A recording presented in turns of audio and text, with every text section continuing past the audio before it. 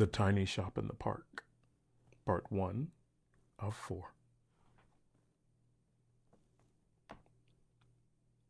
The day had finally grown quiet, not because life had become easier, but because the sun had slipped below the rooftops, and the tiny little town had settled into the gentle hush that always came with the evening.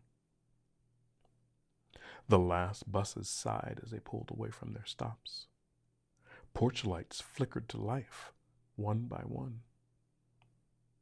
A cool breeze wandered through the trees, carrying the faint scent of pine, fresh earth, and the promise of tomorrow. For most people, it was simply another ordinary evening. But for Elena, it was the part of the day that she looked forward to the most.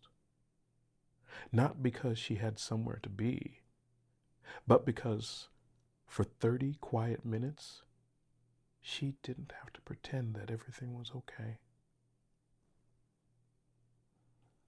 She slipped on her worn sneakers, wrapped a light sweater around her shoulders, and stepped outside the small apartment she'd called home for nearly 3 years. The apartment wasn't much. A tiny kitchen where only one person could stand comfortably. A couch she'd found at a thrift store. A bedroom whose window overlooked the tops of maple trees instead of the sunsets she'd once imagined she'd have. It wasn't what she'd pictured. Not even close. Only a year earlier, she'd had imagined something completely different. She imagined sharing dinners with the man she loved, planning vacations they would someday take, saving for a little house with flowers beneath the windows. She had imagined laughter echoing through the room she hadn't even had yet. Instead, the relationship had quietly come apart. Not in one terrible moment, but hundreds of tiny moments where two people slowly stopped finding their way back to each other. The silence that followed the breakup had been louder than any argument. Then came the long months afterward. She buried herself in her work. The cafe where she worked was pleasant enough, but the pay barely stretched from one paycheck to the next. Some weeks, she had to choose between buying fresh groceries or putting a little more toward rent. Every unexpected expense felt enormous. A flat tire, a prescription, a birthday invitation she couldn't afford. Each one whispered the same discouraging thought. You're falling behind. What hurt the most wasn't the money. It was what she'd quietly begun believing about herself. Maybe she wasn't enough. Maybe she missed her chance. Maybe everyone else had figured out life, except her. Those thoughts followed her everywhere. So each evening, she walked. There was a small park just 5 minutes from her apartment. Nothing extraordinary. A winding path, old oak trees, a pond where ducks floated lazily across the water, wooden benches weathered smooth by years of quiet conversations. It had become her refuge. The moment she stepped beneath the trees, something inside of her always softened. Her breathing slowed. Her shoulders loosened. Even her thoughts seemed less interested in chasing each other. She never carried headphones because she wanted to hear the leaves, the birds settling in for the night, the distant laughter of children heading home before bedtime. Those sounds reminded her that life continued, even on the days when her own felt stuck. Tonight, the air felt especially gentle. The golden light of sunset filtered through the branches, painting the pathway in warm patches of amber.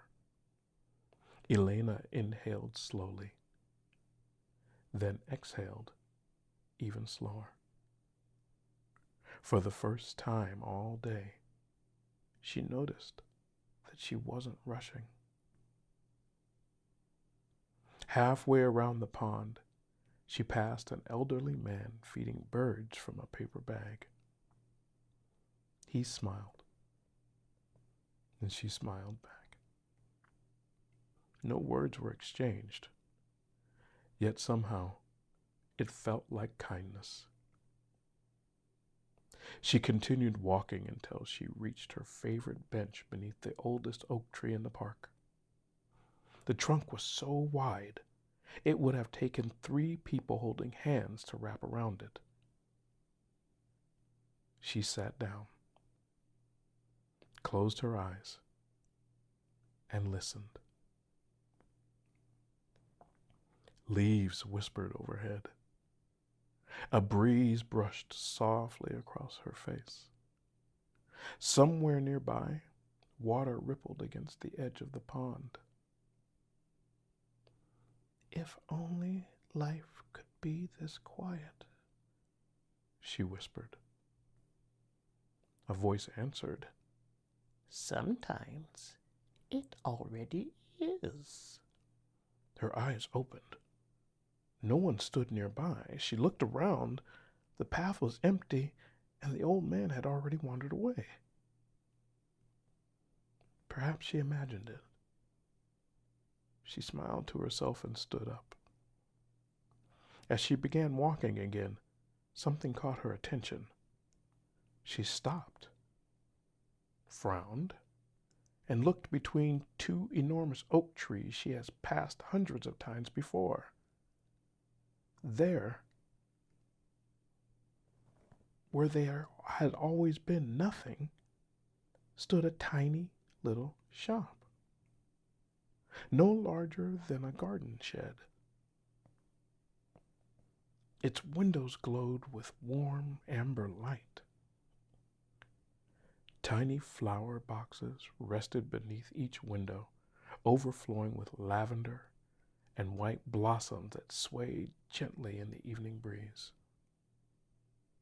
The building looked impossibly old. Its weathered wooden walls seemed as though they had belonged there and stayed there for over 100 years. Yet Elena knew with absolute certainty she had never seen it before. Above the door hung a hand-painted sign. Its letters curved gently across the wood. For when you're tired. Not for sale, not open, simply for when you're tired. Something about those words settled into her heart before they ever reached her mind.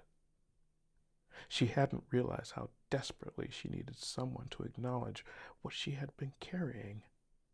Not broken, not failing, just tired. A warm golden light spilled through the front window. Inside, shelves lined the walls. But instead of books or antiques, they held dozens of tiny glass bottles. Each one shimmered with a different gentle glow. Some glowed with the soft blue of moonlight. Others shimmered like candlelight. One seemed to hold the colors of the sun itself. None of it made sense, and somehow none of it felt frightening, only peaceful. A tiny brass bell above the door gave the softest chime, not because someone had opened it, but because it had slowly opened on its own, almost as though the tiny shop had been expecting her. Elena stood quietly while holding her breath under the evening sky. One hand resting on the doorknob, her heart beating just a little faster. She had no idea that before the night was over, a tiny bottle would change her life forever.